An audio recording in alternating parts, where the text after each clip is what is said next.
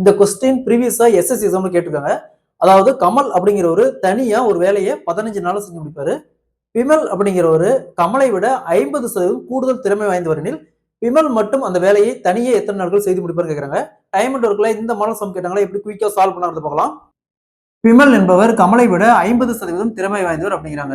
So கமலை விட 50% விமல் திறமையானவர் அப்படிங்கிறாங்க. So நம்ம பேசிக்கா கமலுக்கு 100% வச்சுக்கணும். எப்பவுமே பெர்சன்டேஜ்ல இந்த மாதிரி கொடுத்தாங்களா நம்ம பேசிக்கா 100% வச்சுக்கணும். இங்க கூடுதல் திறமைனா இது கூட 100 கூட அந்த வேல்யூ கூட்டிக்கணும். திறமை குறைவுனா இது கூட மைனஸ் பண்ணிக்கணும். இப்ப இங்க வந்து கூடுதல் திறமை, இதோட விமல் என்பவர் கமலை விட திறமையானவர் அப்படிங்கிறாங்க. அப்ப 100 + 50 150%. ஸோ இந்த சதவீதத்துக்கு சதவீதம் அப்படியே கேன்சல் பண்ணிடுங்க.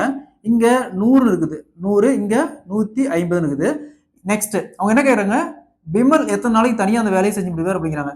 அப்படின்னா கமலோடைய வேல்யூ எடுத்துக்காங்க 100, 100 இன்ட்டு கமலோடைய நாட்கள் 15 வகுத்தல் விமலோடைய வேல்யூ 150. ஒரு ஜீரோ ஒரு ஜீரோ அப்படியே கேன்சல் பண்ணிடலாம்.